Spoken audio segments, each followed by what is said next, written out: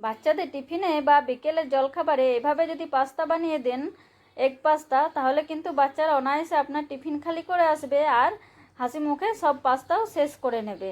তা আমি কিভাবে পাস্তাটা বানালাম চলুন দেখতে থাকুন। আর আমার বাচ্চারা তো ভীষণ খুশি হয়েছে এভাবে পাস্তা পেয়ে। তো প্রথমে আমি কিছু সবজি নিয়ে নিয়েছি, আর সবজির মধ্যে নিয়েছি আমি বিনস, গাজর, ক্যাপসিকাম আর পেঁয়াজ, আর কিছুটা রসুন গ্রেট করে নিয়েছি। আর এগুলো ধুয়ে ভালো করে আমি লম্বা লম্বা করে এভাবে কেটে নিয়েছি। আর নিয়েছি একটা ডিম, যেহেতু এগ পাস্তা বানাবো তাই একটা ডিম নিলাম। আর প্রথমে আমি পাস্তাগুলো সেদ্ধ করে নেব। পাস্তার মধ্যে দিয়ে দিলাম জল আর পরিমাণ মতো নুন দিয়ে 1 টেবিল চামচ আমি সাদা তেল দিয়ে দেবো এর মধ্যে। সাদা তেলটা দিলে কি হবে, পাস্তাটা গায়ে গায়ে লেগে যাবে না সেদ্ধ হওয়ার সময়, তাই সাদা তেল দিয়ে দিলাম। আর পাস্তাটা আমি এদিকে সেদ্ধ করতে দিয়ে দিয়েছি। এবার দেখে নেবো যে পাস্তাটা আমার সেদ্ধ হয়েছে কি না।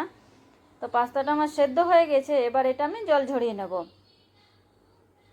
তো পাস্তাটা জল ঝরিয়ে আমি এটা ঠান্ডা জল দিয়ে ধুয়ে নেব। ধুয়ে নিলে কি হবে, পাস্তাটা ভাজার সময় আর কড়াইয়ে তো লেগে থাকবে না, লেগে যায় না, আর গায়ে গায়েও লেগে যাবে না, পাস্তাগুলো বেশ ভালো হয়, তাই ধুয়ে নিতে হয়।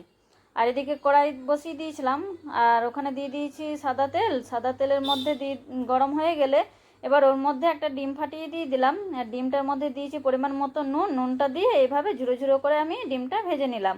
আগেই ডিমটা এভাবে ভেজে তুলে নিতে হবে। তো আমার ডিমটাও ভেজে তুলে নেওয়া হয়েছে। এবার ওই কড়াইয়ের মধ্যে দিয়ে দেবো আরও খানিকটা সাদা তেল।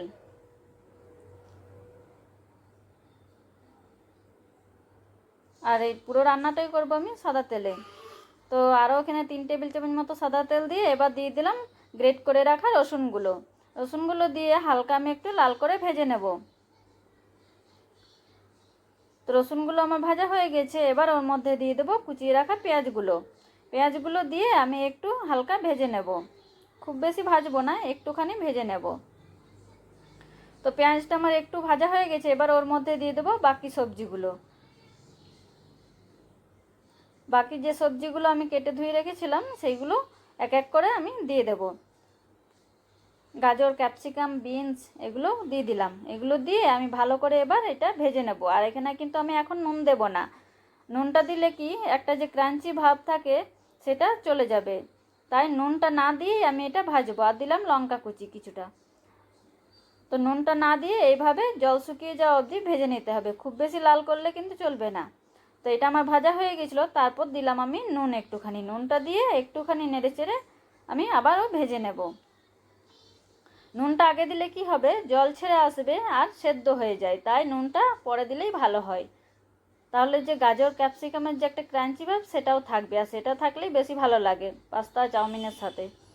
তো এটা আমার ভাজা ভাজা হয়ে গেছে, এবার ওর মধ্যে দিয়ে দিলাম সেদ্ধ করে রাখা পাস্তাগুলো।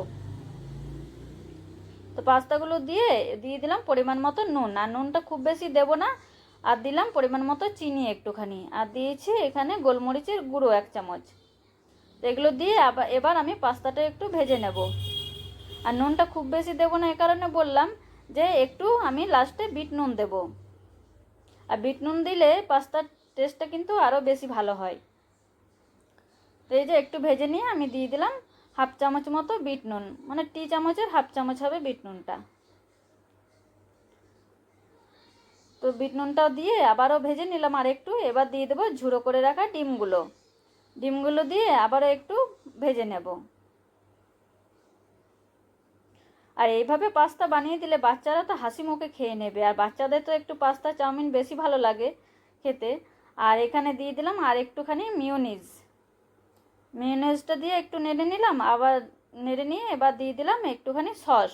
আর সসের পরিমাণটা আপনারা আপনাদের পছন্দ মতো দেবেন। আমি যেহেতু আমার মেয়ে একটু কম খেতে ভালোবাসে, তাই আমি একটু কমই দিয়েছি সসটা। আর একটু চাইলে আপনারা দিতে পারেন। তো সসটা দিয়েও আর একটু ভাজা ভাজা করে নিলাম ভালো করে। তো এখানে আমার রেডি পাস্তা। আর বাচ্চারা তো একটু চাউমিন পাস্তা এসব বেশি পছন্দ করে, আর ওদের তো টিফিনে এসব দিলে বেশি খুশি হয়। তো আপনারাও আপনাদের বাচ্চাদের জন্য এইভাবে ট্রাই করে দেখবেন পাস্তা রেসিপি। আশা করি আপনাদের বাচ্চারাও খুবই ভালো লাগবে। তো আজকে আমার রেসিপি আপনাদের কেমন লাগলো অবশ্যই কমেন্ট বক্সে জানাবেন। আর আমার চ্যানেলটা ফলো অ্যান্ড সাবস্ক্রাইব করে রাখবেন নেক্সট আরও রেসিপির জন্য। ততক্ষণের জন্য টাটা।